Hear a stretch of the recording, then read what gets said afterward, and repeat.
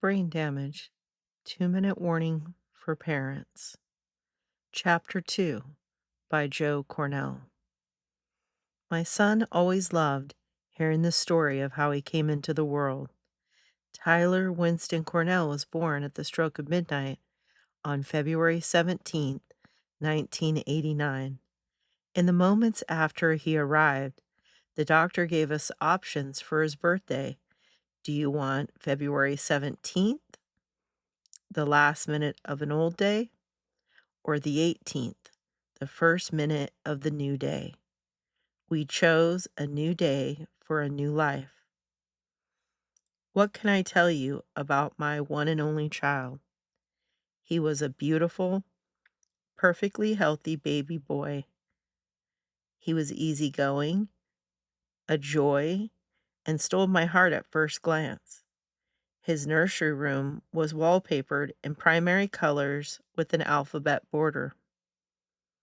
I like to think that was the reason he read 3 grades above his own level all through his school days, because perhaps that border from so long ago gave him his lifelong love of reading. When Tyler was 4 years old, we moved from La Crescenta area of Los Angeles to Carlsbad. He loved places with magical names like Moonlight Beach and Stagecoach Park. When people asked his name, he would proudly answer, "My name is Tyler Winston Ghostbuster," while adjusting his plastic backpack with the bright yellow hose capable of taking down any ghost foolish enough to present themselves. The summer before Tyler turned 5, we moved into a 2-story house in Rancho Bernardo, a few homes down the hill from Chaparral Elementary. He had a wonderful imagination. He drew, created elaborate vehicles and buildings with Legos, and would lose himself in books. The Goosebumps series and Michael Crichton novels were early favorites. He also was supremely physical, tall, athletic, and passionate about team sports, such as baseball, basketball, and of course, Pop Warner football, which he started when he was 8. When his Raptors won the WestCon Regionals in Arizona, he jumped into the hotel pool wearing his full uniform. Just months before the horrors of September 11, 2001, and by virtue of their undefeated season, he and his teammates earned a cross-country flight to Orlando, Florida, to play at the Disney Wide World of Sports complex for a chance to compete in the Pop Warner Super Bowl. It was a powerful moment for an impressionable 12-year-old. That memory was beyond special for Tyler. Those Raptors were his brothers for life, and the team photo from that season sits in his room to this day. Pop Warner football helped define my son, helped shape his identity. He was dedicated, disciplined, and driven, and not just in sports. He tested into his school's gifted and talented program as a 3rd grader. I bring this up not so much to brag, though to this day I'm beyond proud of him, but to provide context for what happened later. On his first day of middle school, he noticed a plaque bearing the names of students who maintained a high grade point average. He vowed to get his name on that plaque, and he made good on it. Tyler had an especially strong grasp of math and began tutoring his fellow students in that subject as a 5th grader, a practice he kept up through high school. He was a natural athlete who loved his ball sports, of course, but also snow and water skiing. He took tennis lessons and after high school became a very good golfer. More than all of those pastimes, he loved football. God, how I wish that were not so. Did we see early signs? It's hard to answer that question, but here's what I can say. Tyler was happy, outgoing, and social as a child. He had lots of great friends. In school, he participated in every class and outside clubs. My sister-in-law, Susan, liked to embarrass me by asking ever so often, "How did you raise a perfect child?" Of course, once the ravages of brain damage started to manifest themselves in my beautiful boy, he was far from perfect. He was, too often, perfectly miserable. Tyler played football and basketball for Rancho Bernardo High School. Truth be told, he probably had more natural talent at hoops. To hone his basketball skills, he trained in La Jolla at 7:30 on Saturday mornings with ex-NBA player Jim Brogan. He set a goal to make the basketball team and was willing to sacrifice his Saturday mornings to make it happen. And it did. He made the team. He earned that roster spot. He was happy playing both sports and was named as a first team offensive lineman for the San Diego Union Tribune's All Palomar League squad. His future seemed so bright. Not long after, his hoops coach at Rancho Bernardo told Tyler he needed to choose between the two sports. Tyler chose football. The brain trauma had already begun its stealthy work on Tyler's brain, I believe. In his senior year of high school, my son was 6'1", 190 pounds, with an athletic build, hazel eyes, and a deep dimple to mark his smile. However, how Tyler viewed himself was beginning to change. There was a time when he removed household mirrors or draped them so he wouldn't have to see himself at all. To this day, his bedroom mirror remains covered. Despite having so much going for him, he suffered from anxiety. To quell that anxiety, to give himself a feeling of control over his life, he would rearrange paintings and decorations in our home. My husband and I would go out to dinner, come home, and items would be in completely different places. Tyler believed he was helping us. I would ask him not to do that. It reflected an instability I hadn't seen in him before. It was disturbing. Once, on New Year's Eve, Tyler was getting ready to go out with close friends. Something triggered him, and he ended up leaving the house at 10:30 p.m. and walking 19 miles from home without his cell phone. He finally called me from the guardhouse at the front of a gated community. He asked me to come pick him up. He didn't celebrate New Year's Eve with his friends that night. Tyler graduated in 2007, but never bothered to pick up his diploma. That summer, he shared with us the complaint we would hear more and more often until we never heard it again. "I'm depressed." That fall, he enrolled at UC Santa Barbara, one of the gems of California's UC system. It's about a 4-hour drive from where we live, on the far side of Los Angeles. He went off to college with two of his closest friends, Chris Berry and Alex Ryden. There were problems straight away. We started flying Tyler home for appointments with his psychologist. He went on meds, but continued to battle depression. Then came a terrible triggering event. One of Tyler's Pop Warner buddies, a close friend named Richard Caldwell, drove an SUV recklessly through a residential neighborhood. Intoxicated, he rolled the car. In the process, passenger childhood friend and another Pop Warner teammate, Charles Amaro II, died on his 20th birthday. That news left Tyler understandably and deeply upset. But when he later learned that Richard was convicted of gross vehicular manslaughter and sentenced to prison, something snapped inside of him. He basically destroyed his off-campus apartment in Goleta, adjacent to UCSB. After a night in the emergency room, I slept by his side between two metal chairs. He was taken by ambulance to a San Diego psychiatric hospital, Sharp Mesa Vista.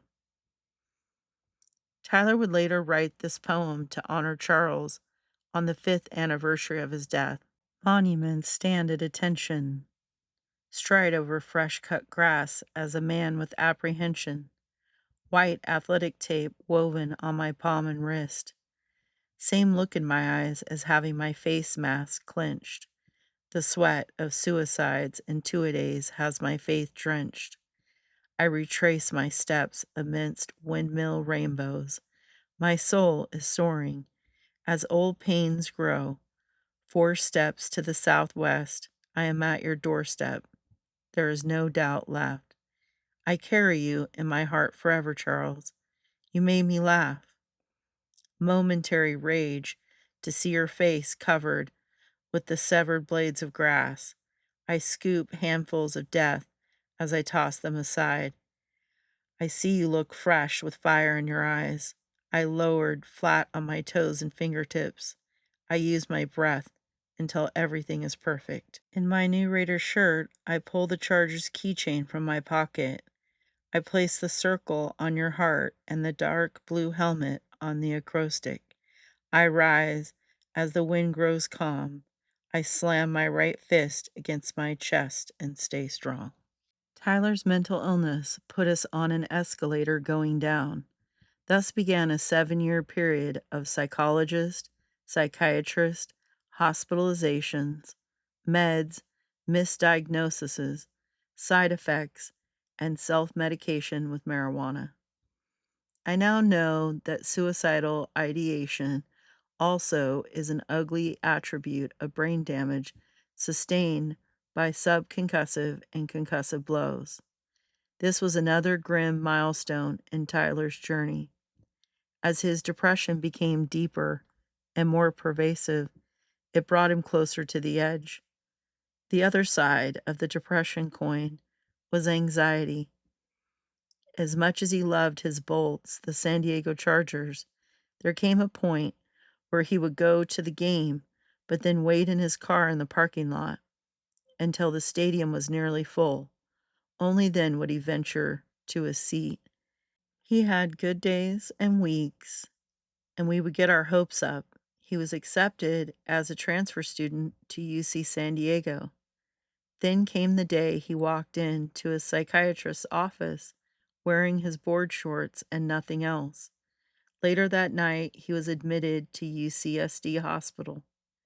Tyler would self-medicate sporadically with marijuana, a drug that affected him differently than it did other people.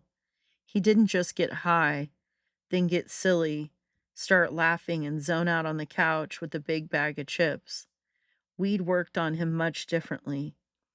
He would spend 3 or 4 days with little or no sleep. He committed to stop using it. In his application letter to UC San Diego, Tyler mentioned the medical challenges he faced. It was determined that he had a student disability, which allowed him to take more time on tests. He'd never needed that kind of dispensation before. Something was clearly changing him, something undetected, something from within, and I think my son was starting to figure that out. For 7 long years, he made and kept appointments with a battery of medical professionals who did their best to treat his worsening symptoms. Tyler was good about staying on his meds. He truly wanted to get better. I know he took his pills because I watched him like a hawk. I would leave a weekly dose in the dispenser. I knew at the end of the day whether he'd taken his meds. He took the pills despite such side effects as weight gain, tremors in his fingers, and occasional twitch of his eye. That was tough for him and for me as his mom to see. Later, I would discover mental health treatment is a problem for those with a traumatic brain injury, a brain under attack. To be a constant in his life, I found it necessary to take 4.5 years off my job as a civil litigation paralegal. The sad truth is, despite the fact that he was a young adult by now, he needed me to help, to guide, to be supportive, to monitor his mood and drug test him. From time to time, he slipped and smoked some weed. This would fill him with remorse.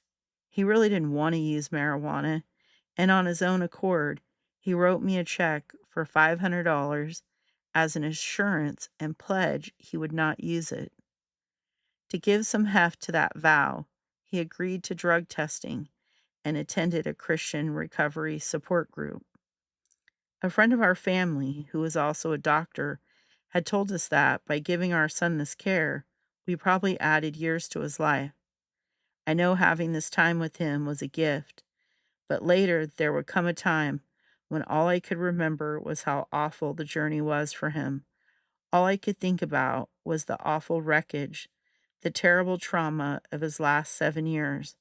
I wanted the happy, joyous memories of my beautiful and precious son, but instead was flooded with memories of the agony Tyler endured as his downward spiral accelerated. One day, Tyler impulsively boards a train and stays on it for 100 miles from Solano Beach to Los Angeles. He pays for a 22-mile cab ride to his grandmother's house in West Covina. That night, at a dinner with family and friends, one of his cousin's buddies jokingly says, "F your grandmother," and Tyler snaps and punches him in the face. He leaves the scene. The police can't find him. I drive 2 hours to West Covina to convince Tyler to come home. My sister-in-law, Chris, says I look like a prisoner of war. I'm sure she's right. I didn't take a change of clothes when I got the call. I took a deep breath and started driving. I didn't care how I looked. I just wanted to bring my son home. A prisoner of war. That feels about right. Tyler and me and everybody who loves him, we're all at war with the enemy inside his brain, and we aren't winning. We finally convince him to take a sedative, and he sleeps in the back seat of my SUV for the ride home, but he wakes up angry and hostile. He doesn't want to go home. He wants to be taken back to UCSD campus apartment, so that's where I take him. It was that or he's homeless. One afternoon, I'm getting a bad feeling, so I drive to his apartment. His place, usually kept neat, is a disaster. There's a raw steak in his room. He's agitated and tells me he's leaving to go to Santa Monica, which is 120 miles away. He has no car on campus and starts walking. I walk beside him, frequently falling behind because he's got a longer stride and is walking fast. I'm talking to him, begging him to grasp that a northbound walk on the Pacific Coast Highway from La Jolla to Santa Monica is not normal behavior. He insists that everything will be better when he's in Santa Monica. My husband arrives and follows slowly 2 car lengths behind. I cannot get Tyler to stop for a rest, for food, for a drink of water. At one point, he takes my cell phone and throws it into the middle of Pacific Coast Highway. I retrieve it. After we'd walked 13 miles, my husband calls 911. Tyler is admitted back to Sharp Mesa Vista. In normal times, Tyler takes care of his possessions. This morning, in an agitated state, he seems intent on destroying the interior of his BMW, pulling out everything he can, ripping off everything that can be torn away. He drives to a local branch of the Bank of America and walks up to random strangers, asking, "Who wants to fight me?" Someone calls the cops, and Tyler leaves, walking to the nearby Vons. We know none of this at the time, and only find out about it when the police come to our home. I tell them Tyler didn't come home the night before and missed his medication. Back at Vaughn's, he's throwing golf balls in the parking lot. Someone else calls the cops. Before they arrive, Tyler drives his trash BMW to a Chevron. Once there, he takes off his shirt, whips out a lighter, and sets his shirt on fire. At a gas station. Later, he tells me that he stopped short of torturing his car because his late grandfather Fred would not have approved. He loved his grandfather. Thank God no one was hurt and nothing exploded. Tyler leaves the Chevron station and is arrested within the hour, facing a felony charge we post his bail. Working with an attorney who understood Tyler's issues and cared about him, we get the judge to reduce my son's sentence to 30 days of psychiatric residential treatment. Before he starts the Pasadena based program, he experiences two telling incidences while in the hospital. He's in ICU with a recovering heroin addict we'll call Kyle, who talks too much for Tyler's taste. Tyler asks him over and over again to be quiet. At one point, Kyle calls Tyler a coward, so Tyler felt he had no choice but to punch him. But Kyle doesn't report him, so Ty doesn't get transferred or thrown out. Eventually, those two hug it out, with Kyle saying of my son, "He punches hard." I call early one morning and am told there was an incident last night. Tyler is pulling a few leaves off a ficus tree in the hallway. A nurse asked him to stop. It seems like a reasonable request. That's not how Tyler heard it. Agitated, he grabs a freestanding, 5 foot tall blood pressure machine and charges full speed with it toward the nurse's station. The nurse quickly locks the door behind her, and Tyler then smashes the nurse's station window with the machinery. Later, he would say he was testing the strength of the glass, as if providing a public service. We worried that these incidents would disqualify him from the only California residential treatment program willing to take him. The magnitude of his serious illness was clearly escalating. That Tyler is striking anyone or anything is a disturbing sign that his brain is under siege. After these events, and when Tyler is quote unquote better, he was finally discharged from the hospital at the end of his 30 days. The entire ICU staff and patients came into the day room to clap and cheer him on and wish him continued success in his recovery and residential treatment. I've been around a lot of ICUs and never seen anything like that. That was a good day for my son. He had faith, believed in himself, and believed everything would be better. He scrapped and battled. He was a warrior in this fight. In addition to the psychologist and psychiatrist he saw, Tyler visited holistic doctors, became vegetarian, ate raw, tried hypnosis, practiced meditation, read the Bible, spent time in prayer, volunteered at a homeless shelter, attended support groups, and participated in excellent outpatient programs. He fought hard against the looming, enclosing darkness. He fought with courage. He had no chance. He is trying so hard to do the right things. By this time, he's simply not in control. By now, his friends are graduating from college, attending law school, getting married, beginning those chosen careers, buying homes, and starting families. He's giving it his all to try to decide his major. He's 25 years old and still at the end of his junior year. He often felt old and off track. We loved, supported, and encouraged him through all his struggles and good times. There were ups mixed in with downs. Tyler loved the English language, took classes in linguistics, savored British literature, read and wrote poetry, and devoured The Simpsons and Breaking Bad.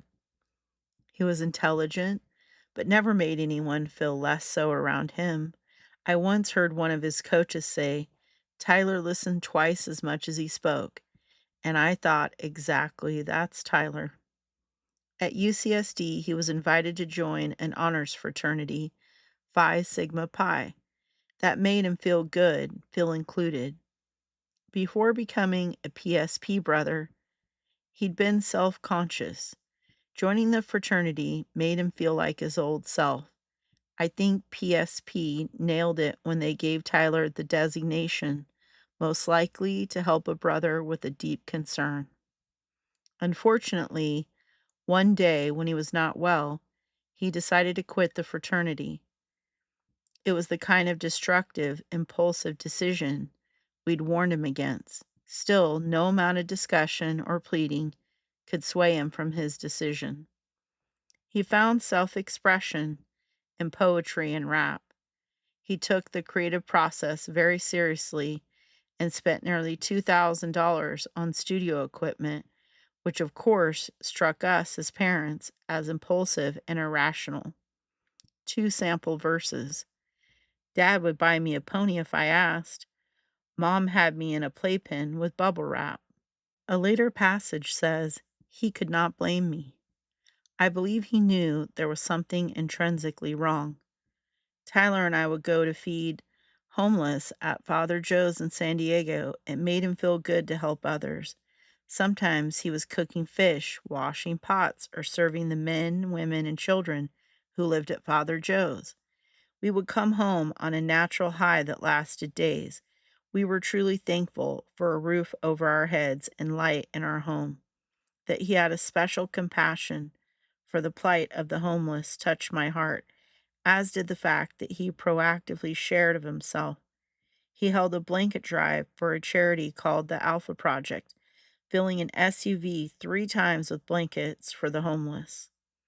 I know 60-year-olds who say that they too would like to help the homeless someday, but it never happens. On the evening of September 2013, Tyler was in Michigan at the stadium, the Big House, to see the Wolverines take down their longtime rival, Notre Dame. His grandfather, Fred, was a Michigan alum and passed that passion to his grandson. Even that special experience was marred by Ty's internal battle.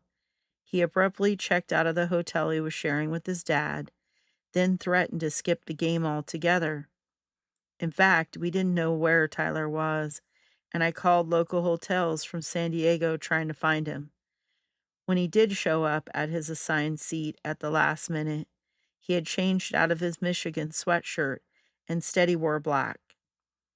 Looking back, I'm grateful for the grace notes, the small moments of happiness we shared, even as he sunk deeper into his personal hell. On the final morning of his life, we went on a hike above Chaparral Elementary School, his first school. As we climbed the hill, I told him how much I loved him and reminded him of all the family and friends who had his back and held him in their hearts. I tried to be encouraging and uplifting. He was quiet and listened. He had appointments with his psychologist, a doctor whom he'd been seeing for years. It was the start of a new term at UCSD. I made him breakfast, and before he left, he said in a sing-song voice, "I love you, Mom."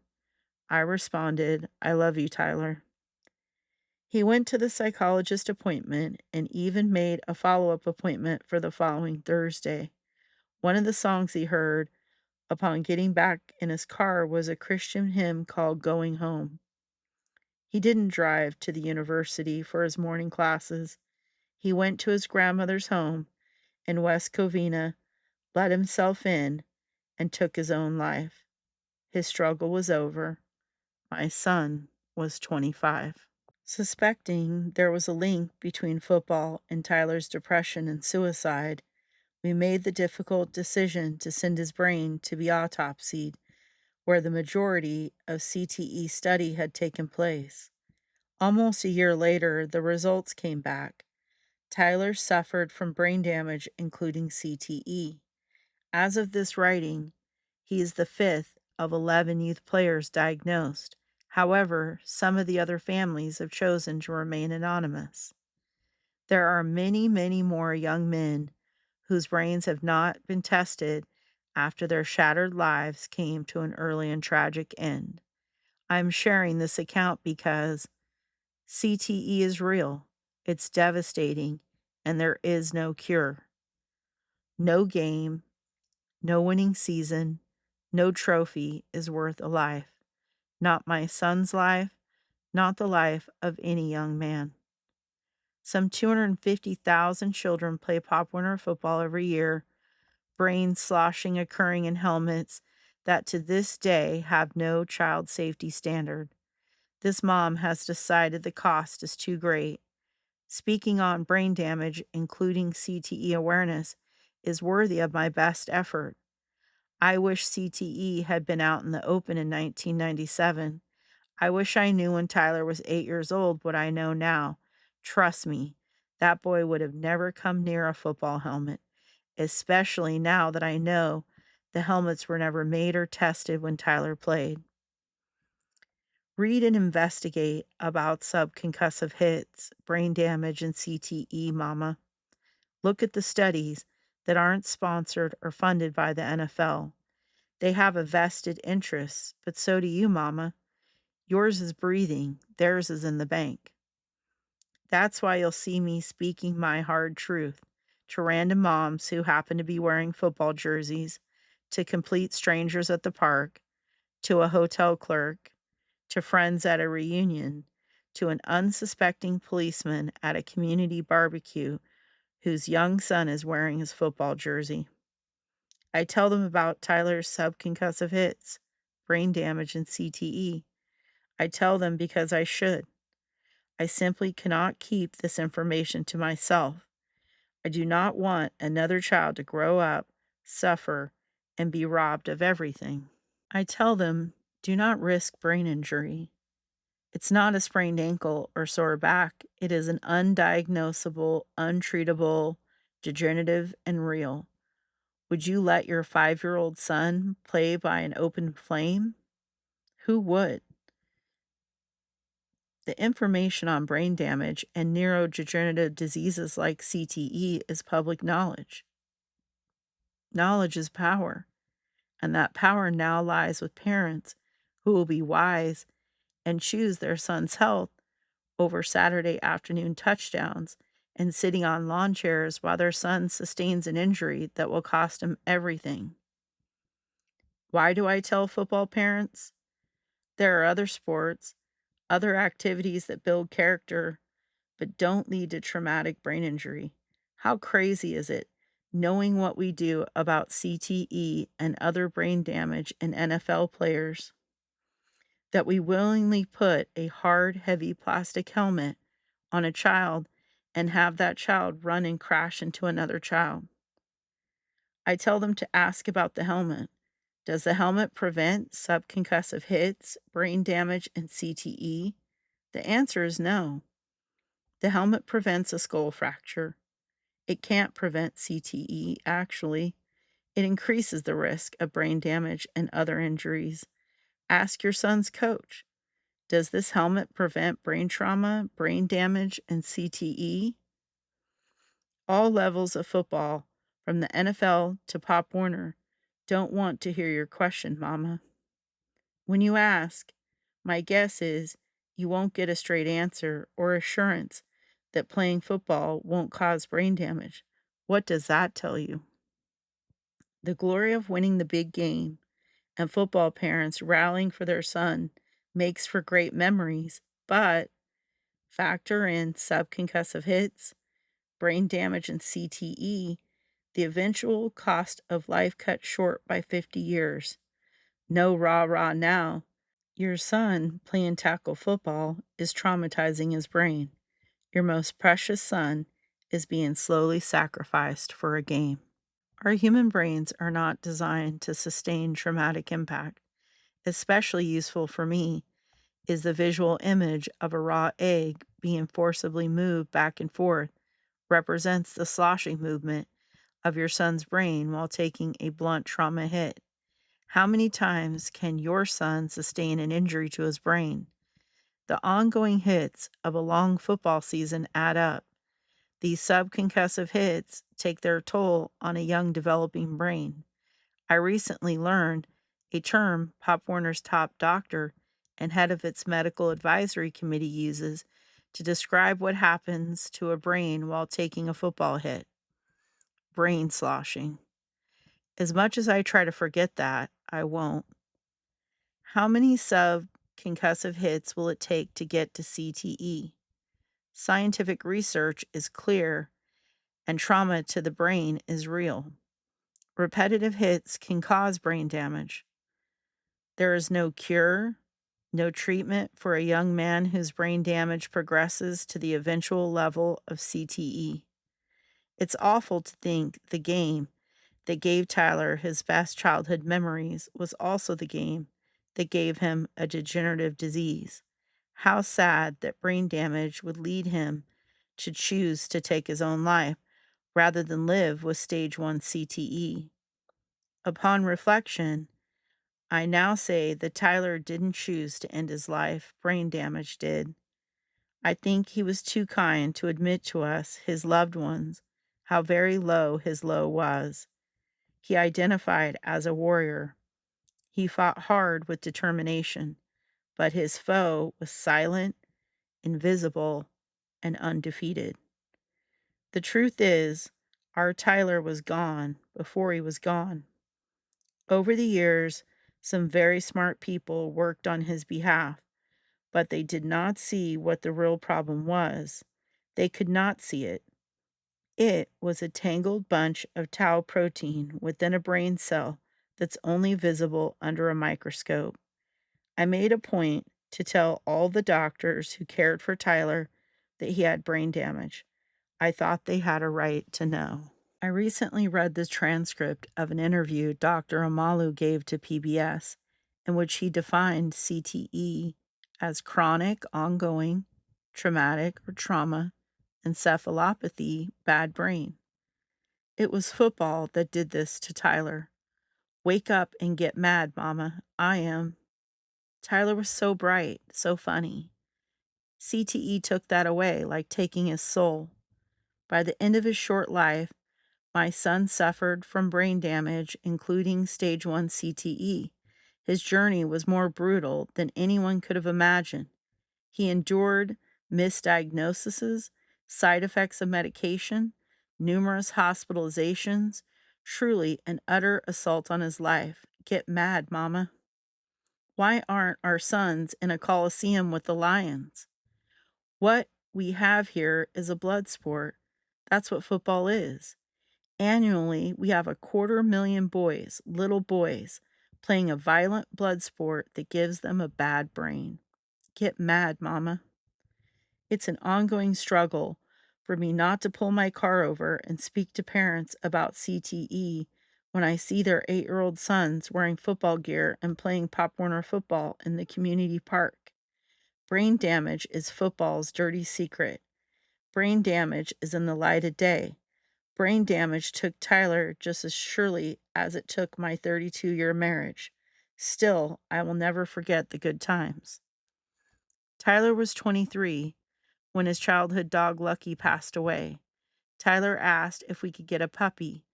By this time, my boy had been treated for depression, hospitalized numerous times, had his education disrupted, and lost dear friendships while battling his invisible enemy. The world weighed heavily on him, and his time left with us was short. But on this day, the day we brought home Zoe, a black lab mix, I saw Tyler's essence. He was a grown man by then, but as he got down on the floor, frolicking with his new friend, I clearly saw the little boy he used to be and wished with all my heart he could have a do-over. No meds, no psychiatric hospitals, no derailment. I would later add to the list no Pop Warner football and no CTE. Tyler did everything right in the last 6 months of his life, but his destiny was no longer in his hands. His father describes the disease that claimed our son. He said this before we knew it was CTE, as a slow-moving avalanche that finally had its way. We all loved Tyler. He made us proud, and he brought us joy, and nothing will ever change that.